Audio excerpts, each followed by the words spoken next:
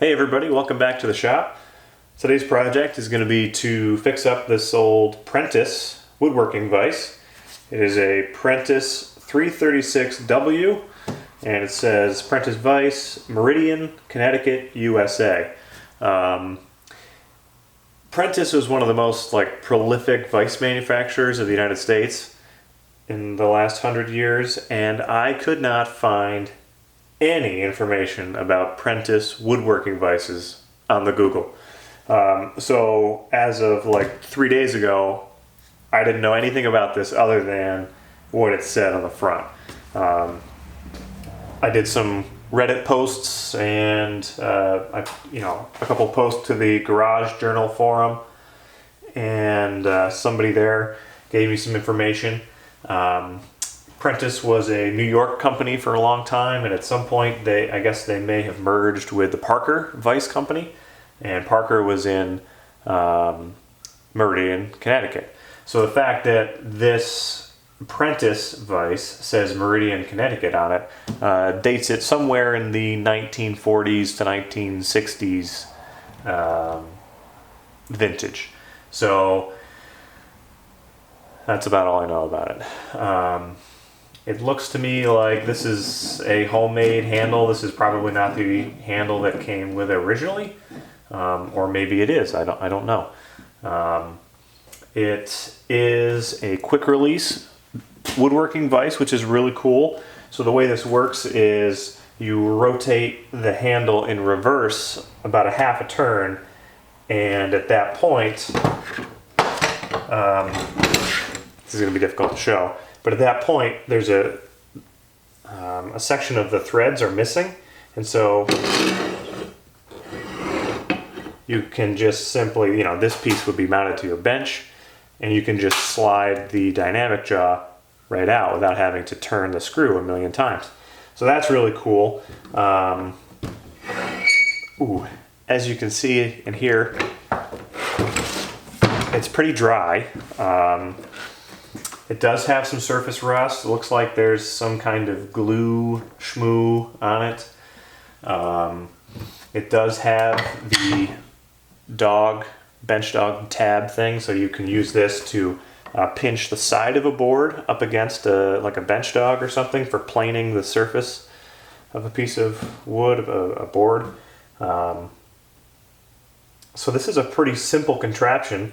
So what I want to do in today's project is simply disassemble it, get all the parts taken apart, and clean up the rusty parts, remove the rust, get it cleaned up, and I want to repaint it. This has kind of a satin blue paint on the front and the back here. So I've got some paint that's similar in color, and I want to, this actually has a piece of the dynamic jaw has a strip of leather glued to it. So I will probably try to remove the piece of leather, and because I don't want to get paint on it. I want to preserve the leather. I want to put that back on. So that kind of serves as like a soft jaw for whatever you're working on. So that's cool. I want to preserve that. So I guess without further ado, let's start breaking this thing down. Ta-da! So that's just a wood dowel with this looks pressed and glued. This end looks glued on. And then this one is got a hole recessed in it to receive the end of the dowel, and then a wood screw just holds it on. Now I think it's time for a coffee break. That was a considerable amount of work that I just did. So I'm going to take a break for coffee and bring you guys back. No, I'm just kidding. It's too late in the day for coffee.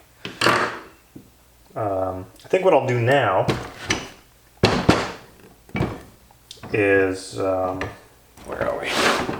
So this is the handle part of the lead screw, and there's a pin right here, tip my finger, and that, I imagine, is what holds the handle onto the lead screw. So let me grab a punch and see if I can get that out. Okay, I've got a small punch and my hammer, and I was looking at this earlier, and it seems to me that this was designed so that there's like a little ramp here, and on the front, if I flip this over, you guys hear my cat? So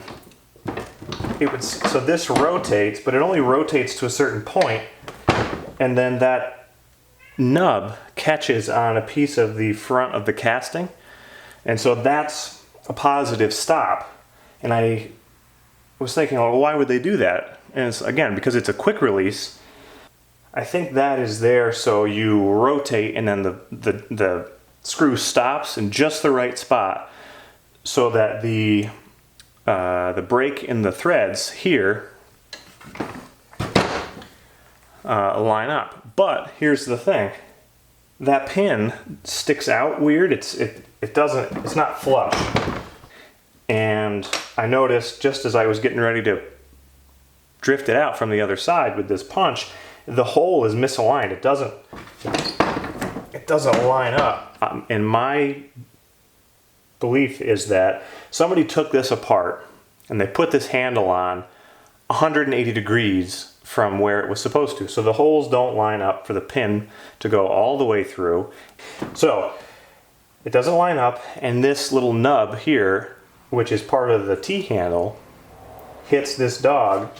The threads are not lined up properly. They're in the reverse. So the slot on the bottom of the slot in the threads should be on top in this position, so you could simply pull the jaw out, but the notch is in the bottom, so I think it's 180 degrees from where it needs to be. So when we put it back together, we should be able to correct that.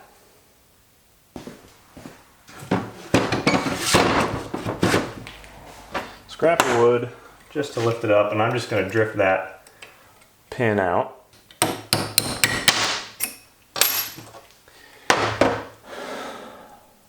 So there's that pin.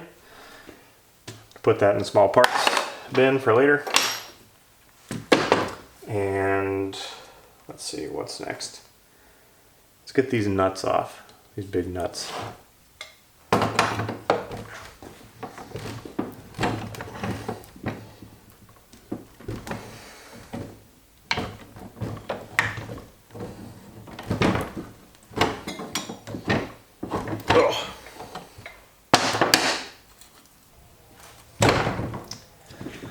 Okay, I may not need to take these nuts off at all, actually, now that I look at it.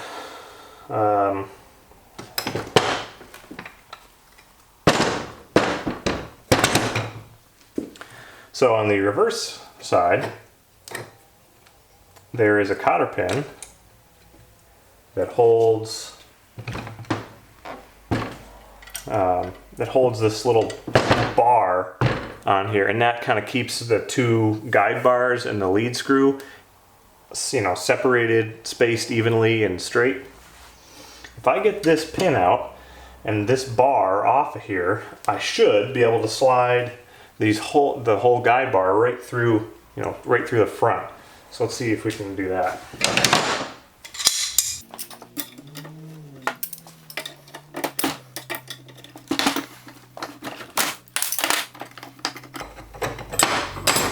Think.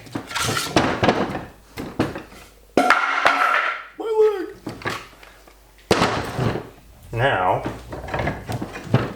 maybe.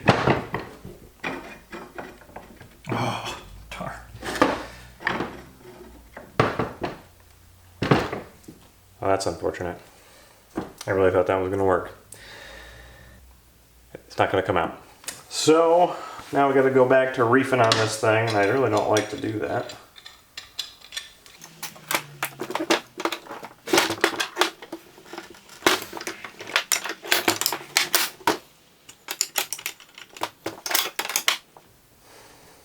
All right, I may have to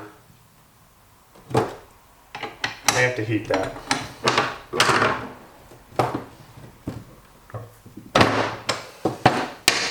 All right, give me a minute. I'm gonna grab my torch and I'm gonna see if I can heat these nuts up so they expand just enough to get them off of there. All right, see if I can do this without burning down the house.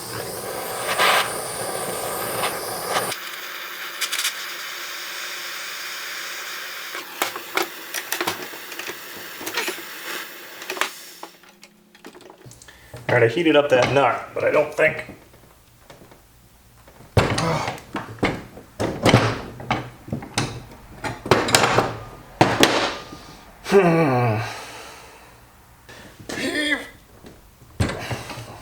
Just don't have the leverage. Okay, let's start with some low-hanging fruit. Now that I have this thing off the back, I should be able to remove the static jaw. So I should be able to pull that right off.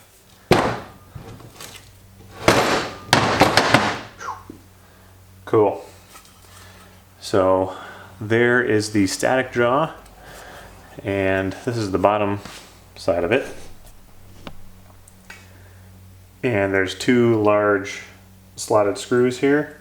Now I'm going to take those off. Screw in a washer. And then this is just like a cover that goes over the screw. So this is cool. This is a brass insert with a bit of a spring thing. So this is the part that actually engages the threads of the lead screw, and it appears to be bronze, cast bronze.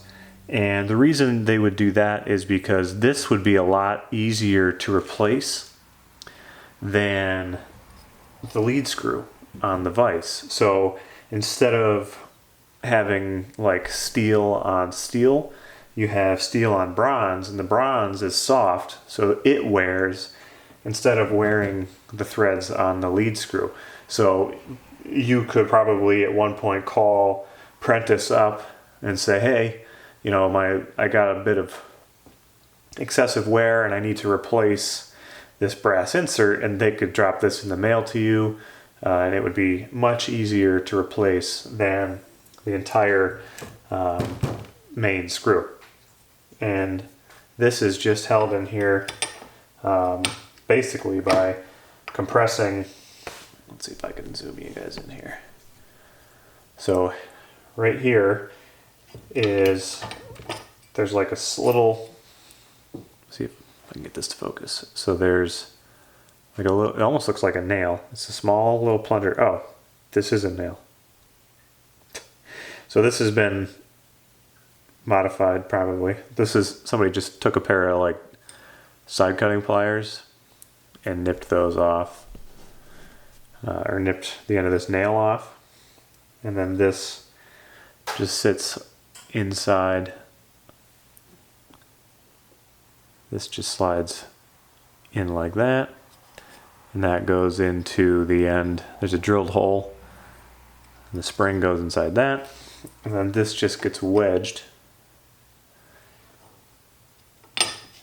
into that, like so. And then once you put the put it all back together, it's all captured in here like so, and it won't fall out. So that's pretty clever.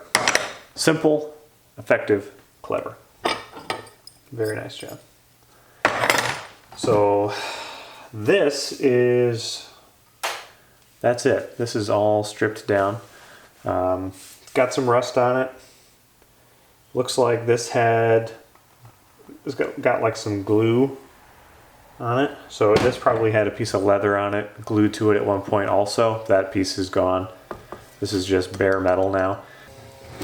This still needs to come apart.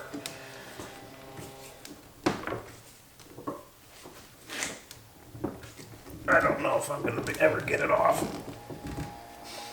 Probably not.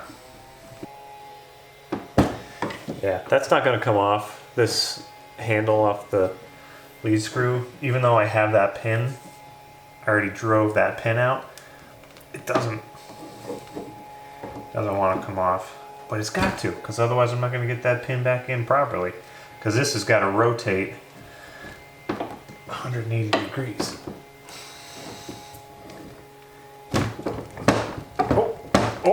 Oh, I'm getting it.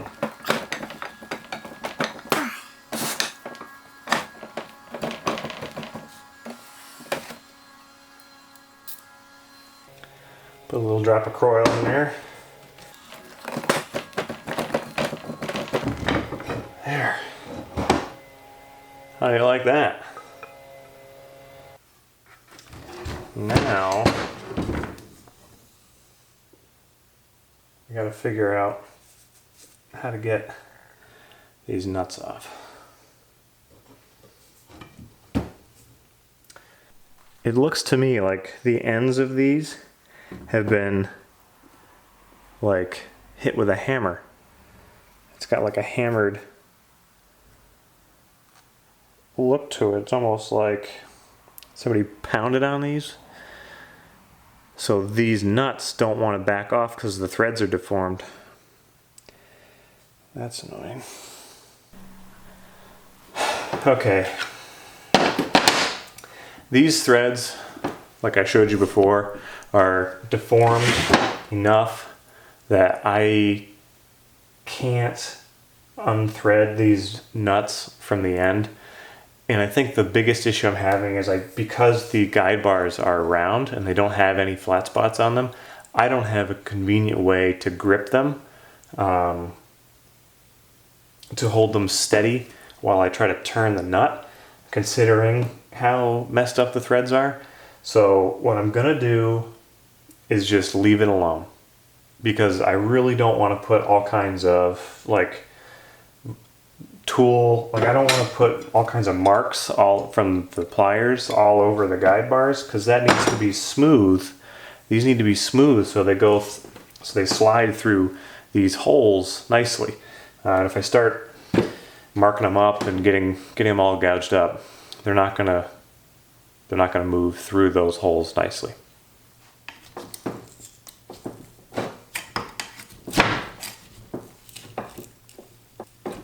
I've got an old chisel here that's not sharp anymore. I got it at a garage sale, and I'm just using it to kind of work between the jaw and the leather, just to break the bond of the glue, and because I want to save the leather, because I want to put it back on here when I'm done. I'm just going through and slicing that glue. There we go.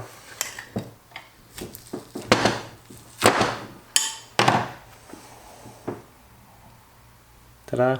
This is interesting. Wait for it. It says LHS. I don't know what that stands for.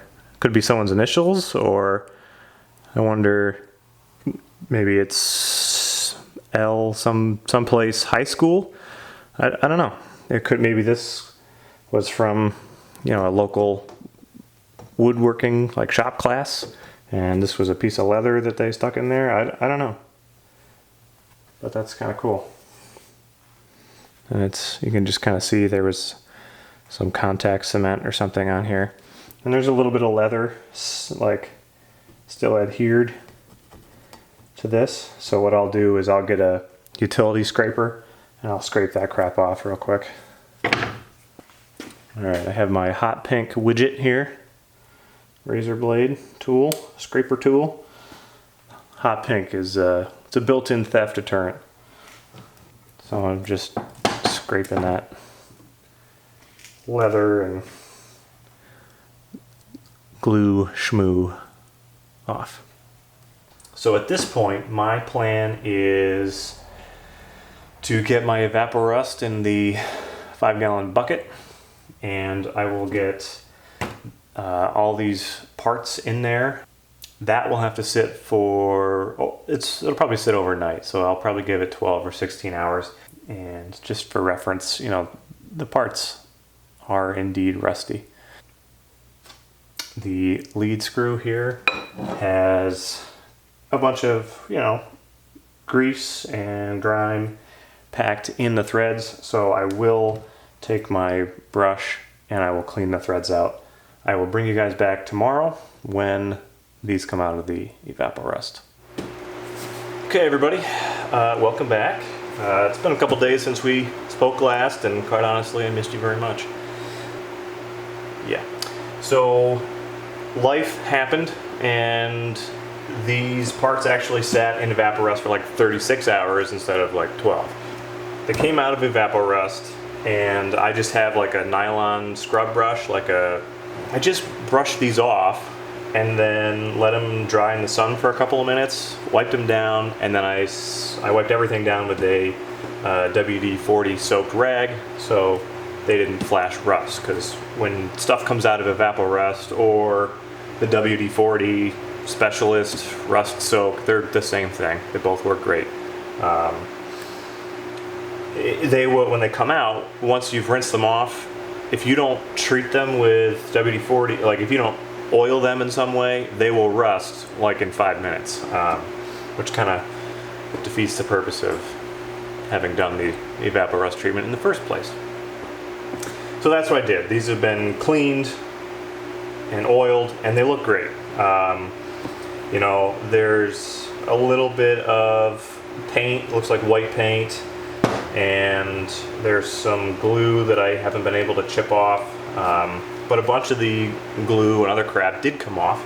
So these actually look really good, and I've decided I'm not going to repaint them or anything because they look really good, and they've got that old school look to it. You know, it's got some character. If I can get this lighted properly, you might even be able to see.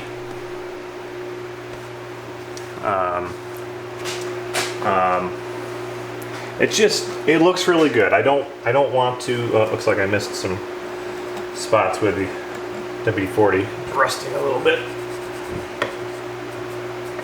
But anyway, they just look so good.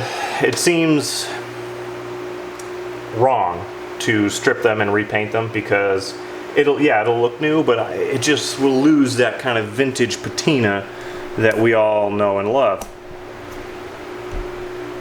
And I like that, so I'm not going to repaint it. So at this point, what I am going to do is start putting it back together. And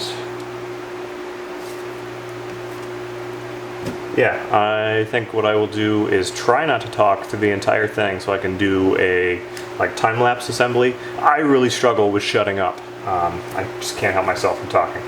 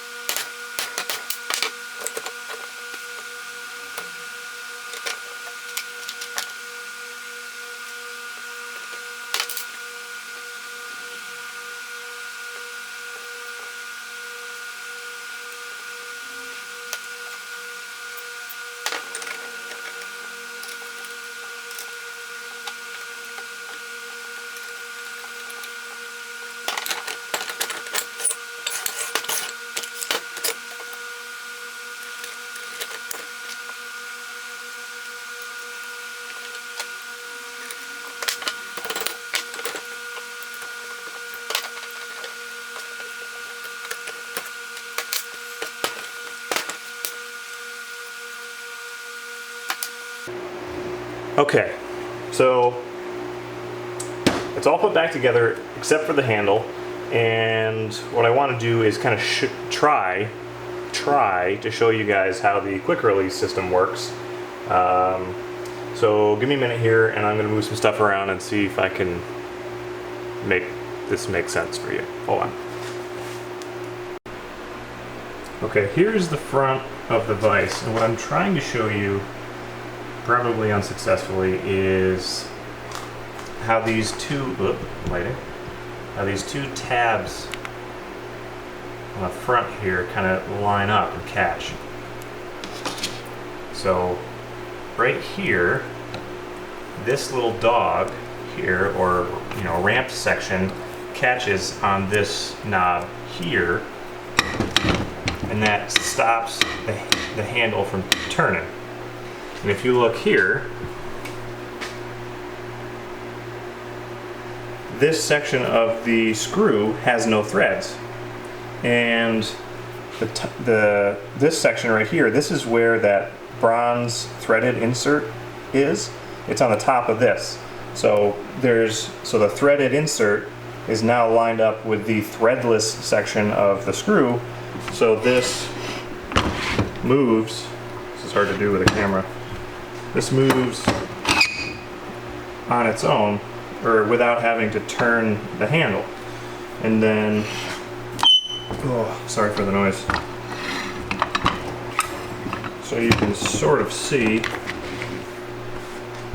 that this is how the quick release works. It just aligns the threadless section with the threaded insert in the body of the vise here, and that allows it to slide in and out freely.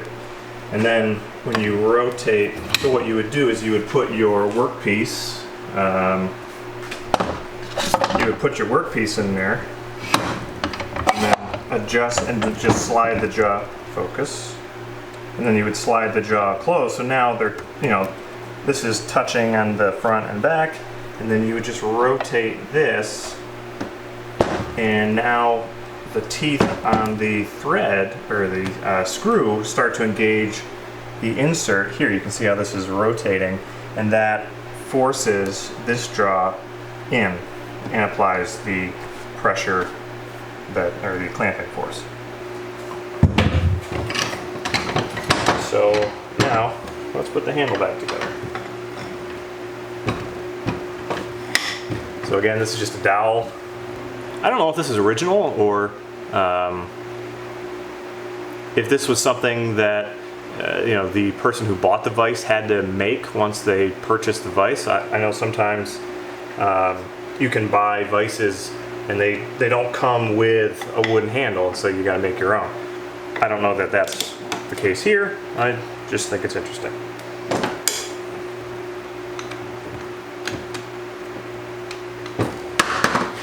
Oh, the leather, forgot. So this is that strip of leather that was stuck on the inside of the dynamic jaw, like so.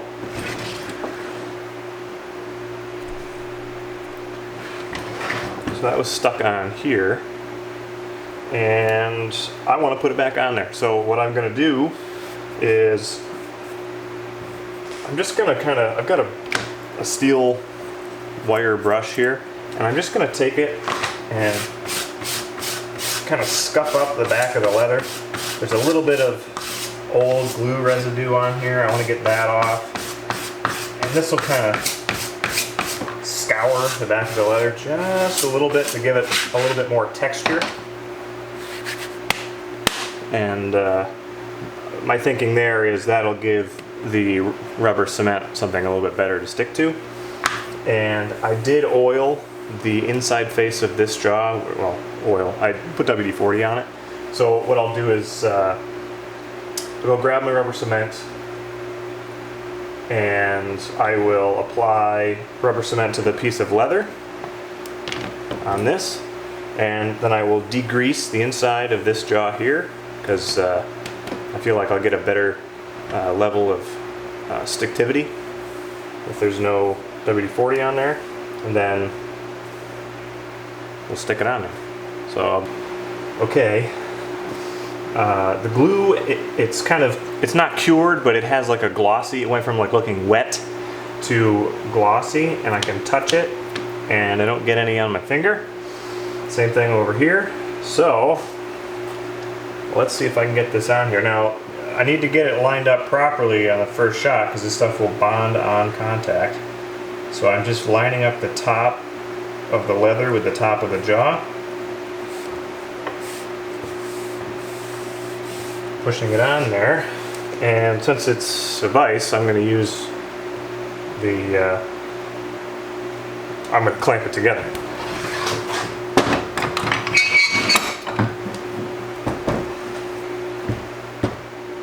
I think this is a really nice vise. Honestly, if I did more woodworking, I would probably keep it and put it on my bench out here in the garage. But I don't do a lot of woodworking, and I've already got the Wilcox mounted to my bench, and honestly, I kind of like that one better. It seems a little bit beefier, more robust than this one. It's also a quick release, but the mechanism is quite a bit different. So if you're interested in woodworking vices and that sort of thing, check out my Richard's Wilcox vise restoration. That was a cool one. I kind of explained the quick release mechanism and that, or on that vise, in that video, so check that out. So let's see here. You can see Prentiss Vise, Meridian, Connecticut, USA. Prentiss 336W Vise. I think it's kind of funny that the markings are so redundant here. It says Prentiss Vise over here, and it says Prentiss Vise over here. I don't know, seems like they could have saved themselves the hassle of having to cast Prentiss Vise over here. They could have just put the model number on that side, and it would have made it easier for their pattern maker. But that's fine, no big deal. I like it either way. It's going to be difficult to see, I think. But right in the middle of the handle T, right here, there's an N. So the letter N is cast in there. I don't know what that means. Hold on a second. Just underneath this mounting ear of the static part of the vise, it says 200A, and again the letter N. I don't know what that means. So if anyone watching this knows anything about these Prentiss woodworking vices, please, I'm begging you, leave a comment that answers some of my questions. When, if you know more specifically about when this was made based on these stampings, again, I'm guessing it was sometime between 1940 and 1970, maybe even that late. I really don't know. Help me out.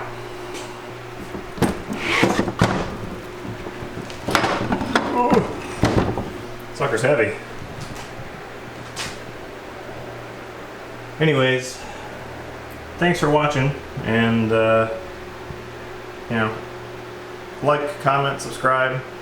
I always appreciate comments when I get them. Some people really have a lot of knowledge about some of the things that I'm doing, and if you know a better way, or if you know something about the subject of the video, in this case the Prentiss woodworking vices, please share your knowledge, because they're not making them like this anymore. They don't make stuff like this anymore, and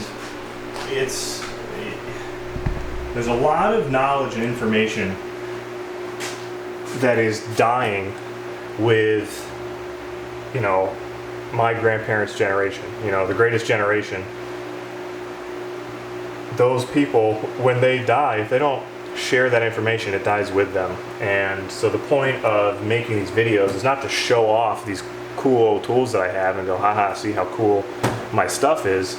It's, hey, this is a cool thing that you might be interested in, and now there's a video about it, and somebody else may be struggling just as hard as I was trying to find some information about it, and now there's a little bit of little more info available on the interweb for people to find. So that's kind of the whole point of these videos, is to to show how cool this old vintage stuff really is, and to share information about when it was made, how it was made, who made it, why it may be better than some of the new stuff you can buy, and just to help people understand that, you know, new isn't always better. And I don't know, if you have something valuable to add to the conversation, please do so. And you can do it right in the comment section. So thanks again for watching. I hope this was entertaining or informative or both. Subscribe. I have plenty of other projects planned, and if you like this sort of thing, I think you'll like my channel. And I think that's it. So thanks for watching, and we'll see you next time.